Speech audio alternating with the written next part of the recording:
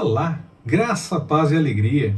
A porção de hoje recomendada para a leitura da Bíblia em um ano no plano sequencial é Jeremias do capítulo 4, versículo 5 ao capítulo 6.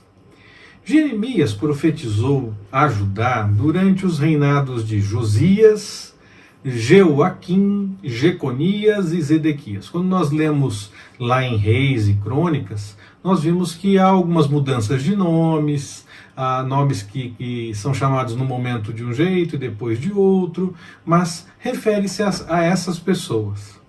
O seu chamado é datado aproximadamente de 626 a.C., e o seu ministério continuou até pouco tempo depois da queda definitiva de Jerusalém, em aproximadamente 586 a.C.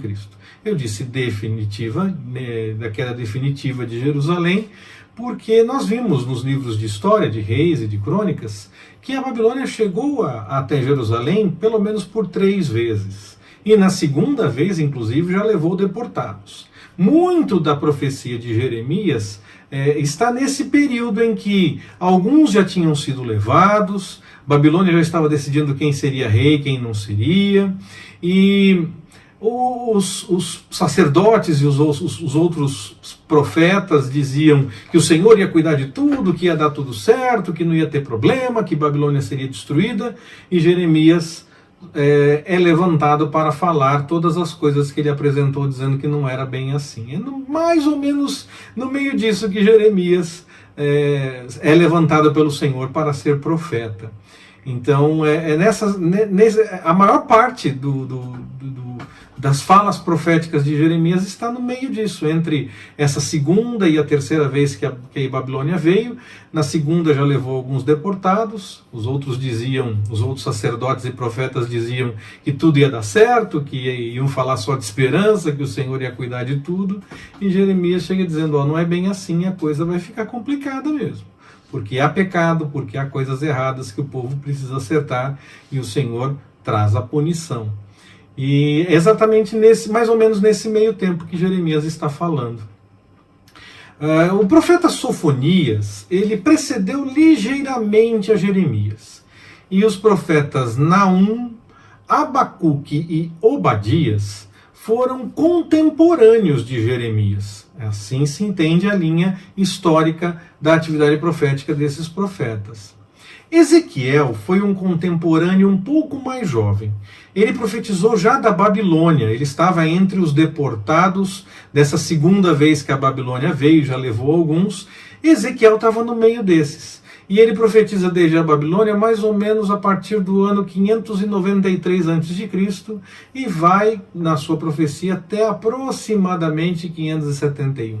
Sempre datas aproximadas, podem até ser as datas exatas, mas nós tratamos como datas aproximadas porque não temos como chegar a um número exato dessas datas por conta de tantas mudanças nos calendários gregoriano, juliano e tantas outras coisas.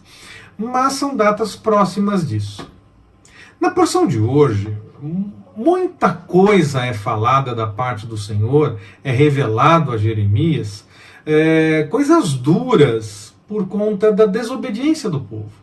Jeremias até ensaia ser um intercessor do povo, mas o Senhor segue mostrando as coisas erradas que o povo fez, aquilo que desagradou a sua vontade e como a punição se aproxima. Mais adiante, inclusive, nós vamos ver, permitindo o Senhor, que Jeremias é orientado até mesmo a nem orar pelo povo, porque as coisas estavam realmente complicadas naquela situação toda.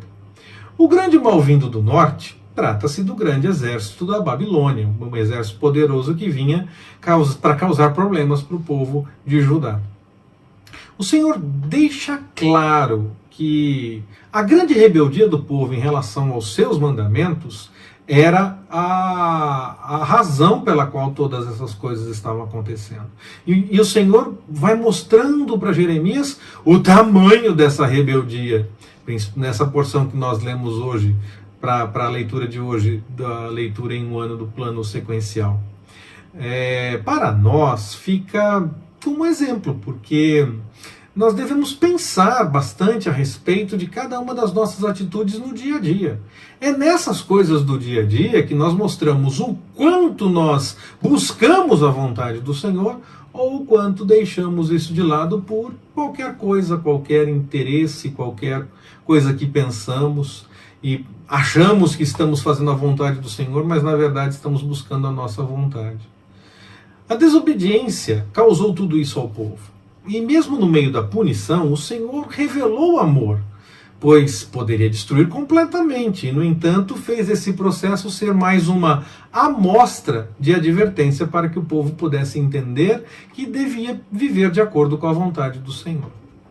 Até mesmo os profetas dos dias de Jeremias se rendiam a falar coisas que não eram verdadeiras, porque queriam agradar, queriam dizer coisas boas, trazer esperança. Dizer que o Senhor vai cuidar, que o Senhor vai trazer a solução, não é de todo errado, porque o Senhor faz isso. Mas no meio daquela situação específica, o que deveria ser anunciado era que havia necessidade de correção, porque a punição se aproximava.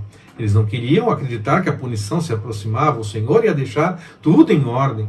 A verdadeira esperança não está em contar com essas coisas que parecem boas simplesmente, mas é em contar com o cuidado do Senhor e em qualquer situação, quer nos bons momentos, quer nos momentos ruins.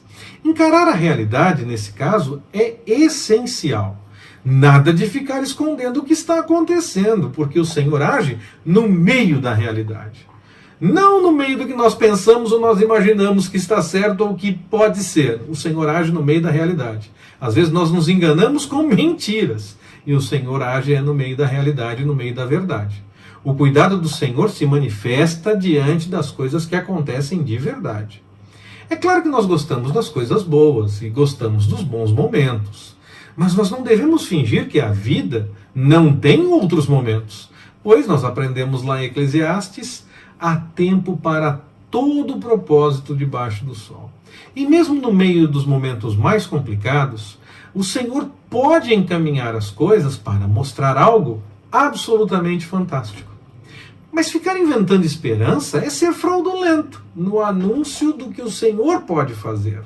Se for para encarar a seca, a dificuldade, devemos encarar confiantes no Senhor. E se Ele nos revelar antecipadamente o que está se aproximando, e nós formos chamados a tomar providências, tomemos as providências que estejam diante das nossas capacidades, mas confiando sempre no cuidado do Senhor.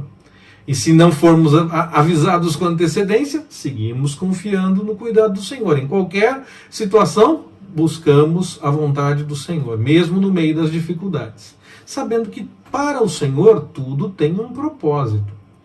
A realidade é o espaço em que o Senhor age.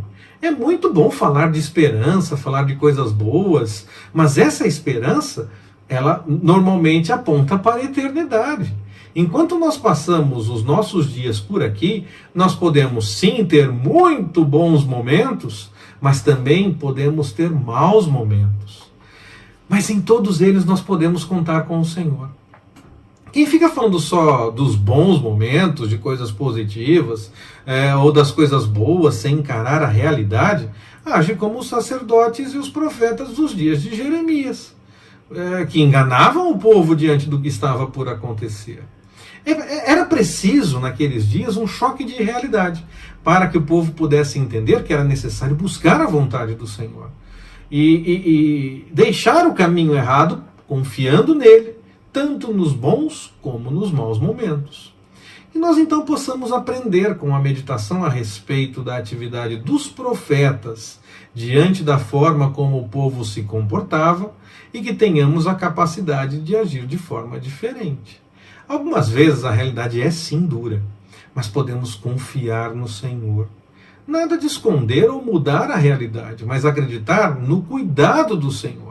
E ajustar em nós, é claro, o que for necessário, para que possamos experimentar sempre, em qualquer momento, nos bons ou nos ruins, o cuidado do Senhor.